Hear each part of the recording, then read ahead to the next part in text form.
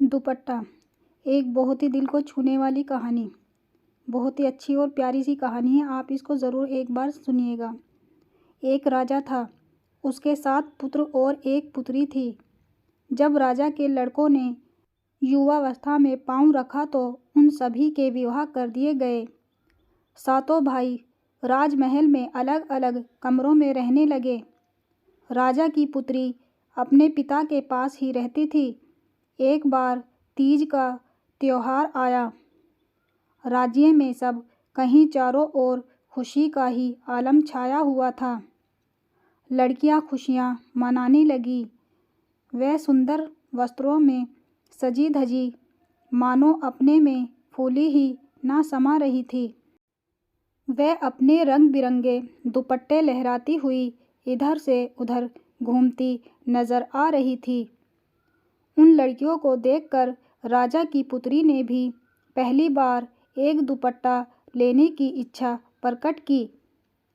राजकुमारी ने अपनी माता से जब अपनी यह इच्छा प्रकट की तो उसकी माता ने उससे कहा, बस इतनी सी बात है, तुमने दुपट्टा ओढ़ने का अपना चाव पूरा करना है तो एक दुपट्टा अपनी भाभियों से ले लो।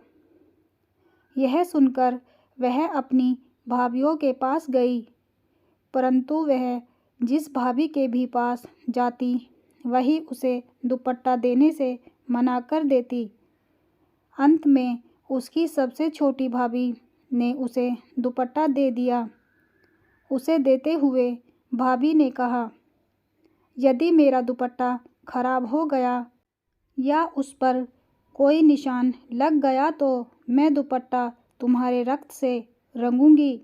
लड़की ने उस भाभी की यह शर्त मान ली और लाल रंग का दुपट्टा लेकर खुशी खुशी तीजों का मेला देखने के लिए चल पड़ी।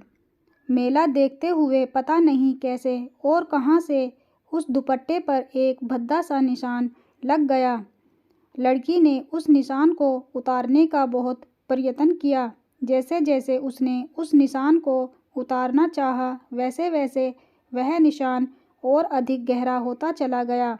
लड़की को बहुत दुख हुआ, परंतु उसने बिना किसी से कुछ कहे वह दुपट्टा जाकर अपनी सबसे छोटी भाभी के संदूक में रख दिया और भाभी से जाकर केवल यही कहा कि मैंने तुम्हारा दुपट्टा तुम्हारे संदूक में रख दिया। समय बीतता गया। कुछ समय पश्चात जब उसकी भाभी ने अपना संदूक खोलकर उस दुपट्टे को देखा तो उस पर एक निशान लगा हुआ था। वह सहसा अत्यंत क्रोधित हो उठी और पलंग पर एक चादर ओढ़कर सो गई। जब राजकुमार ने अपनी पत्नी को उस दिन बेवक्त ही मुंह ढांप कर लेटे हुए देखा तो वह अत्यंत निराश हो गया। उसने बड़े प्यार से उससे पूछा, प्यारी रानी, आज तुम्हें क्या हुआ है? किसी ने तुम्हें कुछ कह दिया है क्या? राजकुमार के प्रश्न का रानी ने कोई भी उत्तर नहीं दिया और पहले की तरह ही उसी मुद्रा में चुपचाप लेटी रही। जब राजकुमार ने दूसरी बार पूछा तो भी रानी ने उसे कोई उत्तर ना दिया। फिर राजा ने तीसरी बार पूछा तो रानी कहने लगी, तुम्हारी बहन कुछ दिन पहले तीजों के मेले में जाते समय मुझसे दुपट्टा मांग कर ले गई थी। आज देखा तो उस दुपट्टे पर एक अत्यंत भद्दा सा निशान लगा हुआ है। मैंने उसे पहले ही चेतावनी देते हुए कहा था कि यदि इस दुपट्टे पर कोई भी निशान लग गया तो मैं यह दुपट्टा उसके रक्त से रंगूंगी। अब तुम्हारी बहन को अपना वह वायदा पूरा करना होगा, नहीं तो मैं जीवित नहीं रहूंगी। राजकुमार सब कुछ सुनकर कहने लगा, देखो, यह कोई बड़ी बात नहीं है। हम तुम्हारा वचन पूरा करवाने का कोई उपाय अवश्य करेंगे। कुछ ही दिन बीतने पर उसी राजकुमार ने कहा कि मैं अपने ननिहाल जा रहा हूँ। यह कहकर उसने अपनी पत्नी और बहन को भी यात्रा के लिए अपने ही साथ ले लिया। चलते चलते जब वो तीनों काफ़ी दूर चले गए तब जंगल में एक स्थान पर जाकर राजकुमार ने अपनी बहन की देह को तलवार से काट डाला। फिर उसके रक्त से पत्नी के दाग लगा दुपट्टा रंग कर वह पत्नी के साथ अपने महल वापस आ गया। घर आकर उसने अपने माता पिता से झूठ मूठ ही कह दिया कि उसकी बहन तो अपने ननिहाल में कुशल पूर्वक है, वहाँ पर उसका मन लग गया है, इसीलिए अब कई दिनों तक वह वहीं ननिहाल में ही रहेगी। हाँ, कुछ दिन बीत जाने पर वह जाकर उसे वहाँ से ले आएंगे। धीरे धीरे समय बीतता गया। लड़की की माँ उसकी प्रतीक्षा करते करते बुरी तरह से थक हार गई। एक दिन रानी माता ने नाई को बुलाया और उससे कहा, तुम ननिहाल जाकर मेरी पुत्री को ले आओ। जब नाई लड़की को ननिहाल से लाने के लिए चला तब मार्ग में उसने एक बेरी देखी। यह वही बेरी थी जिसके नीचे उसके भाई ने उसकी देह को काटा था। जब नाई उस बेरी से बेर तोड़ने लगा तब बेरी के पत्तों और टहनियों में से यह आवाज़ आई, सुन भाइयों के नाई, खुद मेरे भाई ने काटा, भाभी ने कटवाया, दुपट्टा खून से रंगवाया। यह भयानक बात सुनकर सहसा वह नाई सहम सा गया। वहाँ से वापस आकर उसने यह रहस्य का समाचार रानी को बताया। सुनकर उस रानी ने एक लोहार को बुलावा भेजा। नाई ने उस लोहार को भी वह भयानक रहस्य बता दिया कि मार्ग में खड़ी बेरी इस तरह कहती है। लोहार भी जंगल में चलता चलता जब उसी बेरी के पास पहुंचा तो उसे बहुत भूख सताने लगी। उसी बीच उसे यह तो याद ही न रहा कि वह बेरी कुछ बोलती भी है। वह केवल उसकी ठंडी छाया देखकर ज्यों ही उसके नीचे खाना खाने बैठा त्यों ही उस बेरी में से आवाज़ आई, सुन भाइयों के नाई, खुद मेरे भाई ने काटा, भाभी ने कटवाया, दुपट्टा खून से रंगवाया। यह सुनकर लोहार डर गया और दौड़ता हुआ महल में वापस आ गया। उसने बेरी से ज्ञात हुई वह सारी बात रानी को बताई। अब रानी ने एक बढ़ई को वह बेरी ही काटने के लिए वहाँ भेजा। उसका आदेश पाकर वह बढ़ई बेरी काटने के लिए महल से चल पड़ा। जब वह बेरी के पास पहुँचा तो बेरी में से फिर से आवाज़ आई, सुन भाइयों के नाई, खुद मेरे भाई ने काटा, भाभी ने कटवाया, दुपट्टा खून से रंगवाया। जब उसने भी यह आवाज़ सुनी तो पहले तो वह बहुत डर गया और वहाँ से तुरंत वापस भागने की सोचने लगा। फिर कुछ देर तक मन ही मन सोचकर धैर्य रखकर वह बढ़ई उस बेरी के पास गया। अब उसने उसे हिम्मत करके अपनी तेज कुल्हाड़ी से काट कर परे फेंक दिया।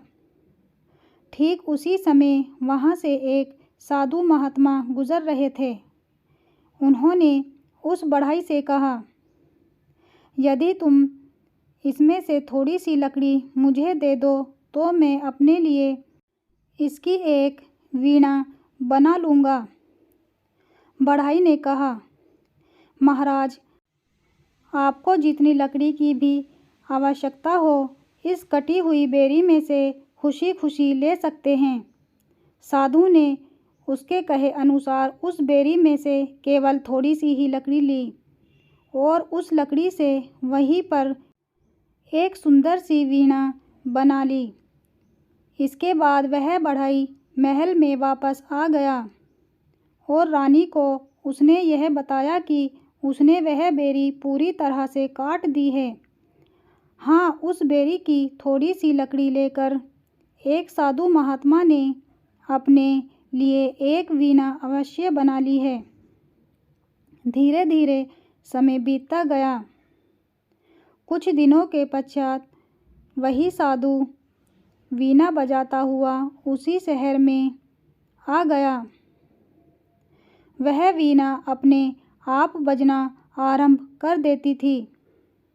वह साधु लोगों से भिक्षा लेता हुआ आगे ही आगे चला जा रहा था। जब साधु लड़की के भाइयों के पास पहुंचा तो उस सुंदर वीणा में से सहसा यह आवाज़ आई, बज बज बज बज मेरी वीणा छानगी। मैं खड़ी भाभी तेरे द्वार, भाभी उठ भिक्षा डाल। यह सुनकर लड़की की भाभी ने मोतियों की थाली भरकर उसे भिक्षा डाल दी। ऐसे ही साधु 6 भाइयों के घर गया और भाभी ने मोतियों के थाल के साथ साथ और बहुत कुछ उसको भिक्षा में दिया। जब वही साधु 7वीं भाभी के पास आया तो वीणा कहने लगी, बज बज बज बज मेरी वीणा छानगी। मैं खड़ी दुष्टा तेरे द्वार, उठ दुष्टा भिक्षा डाल। यह सुनकर उस भाभी को सभी बात याद आ गई कि यह तो उसी लड़की की आवाज़ है जिसको मैंने अपने पति से कटवाया था। इसके खून से ही तो मैंने पहले अपना लाल दुपट्टा रंगवाया था। उसने साधु के लिए एक मुट्ठी भर राख उसकी भिक्षा पात्र में डाल दी। साधु आगे चलकर जब रानी अर्थात उसकी सास की ओर बढ़ा तो उस वीणा में से यह आवाज़ आई, बज बज बज बज मेरी वीणा छानगी। माँ खड़ी तेरे द्वार, उठकर माई भिक्षा डाल। उसकी माँ ने अपनी बेटी की आवाज़ को पहचान लिया और उसे लगा कि यह तो ठीक वही वीणा है जो कभी उस बेरी से बनी थी। रानी को उस वीणा में से अपनी बेटी का सुंदर मुखड़ा भी दिखाई दिया। उसने उस वीणा को उसका मुँह मांगा मोल देकर उस साधु से खरीद लिया और उसे ले जाकर भीतर एक अलमारी में रख दिया। इसके बाद उस साधु महात्मा को और बहुत सा धन देकर खुशी खुशी अपने महल से विदा किया। इसके बाद जब कभी वह रानी अपने कमरे में से कहीं बाहर जाती तब उसके वापस आने तक घर का सारा साफ सफाई का काम किया हुआ होता था। इसी तरह कई दिन बीत गए।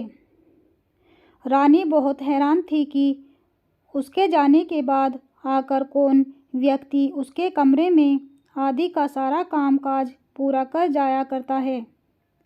कभी आटा गूंधा हुआ होता है, कभी रोटी बनी होती है और कभी तो रसोई के सभी बर्तन साफ करके सलीके से रख दिए होते हैं।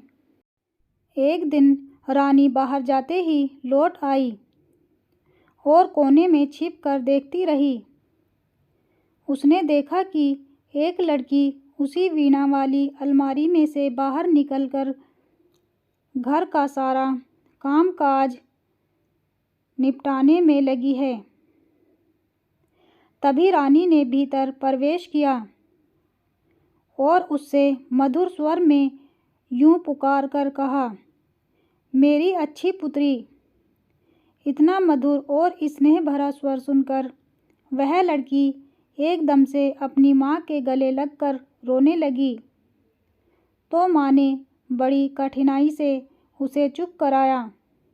एक दिन जब माँ अपनी पुत्री को स्नान करवा रही थी, तब उसने देखा कि बेटी के सिर में एक कील ठुकी हुई है। जब माँ उसके सिर में से खींचकर उस कील को निकालने लगी तो लड़की ने कहा, माँ, यह कील अभी मत निकालना, नहीं तो सारा काम खराब हो जाएगा। यह तो साधु महात्मा की गाड़ी हुई कील है। इतना कहने के बाद उस लड़की ने अपनी सारी व्यथा कथा अपनी माँ को सुना दी। फिर भी उसकी माँ को वह कील जरा भी अच्छी नहीं लग रही थी। इसीलिए हट करके उसने वह कील लड़की के सिर में से बाहर निकाल कर ही चैन ली। जैसे ही कील सिर में से बाहर निकाली, वैसे ही वह लड़की अदृश्य हो गई। अब वह उससे कहने लगी, माँ देखो, तुम घबराना नहीं। माँ आगे जब कभी तुम मुझे याद करोगी, तब मैं तुरंत तुम्हारी सेवा में आ जाया करूँगी। परंतु अब तुम्हारे सामने नहीं आ सकती। तुमने तो मेरी साधु की निशानी को ही भूल से गवा दिया।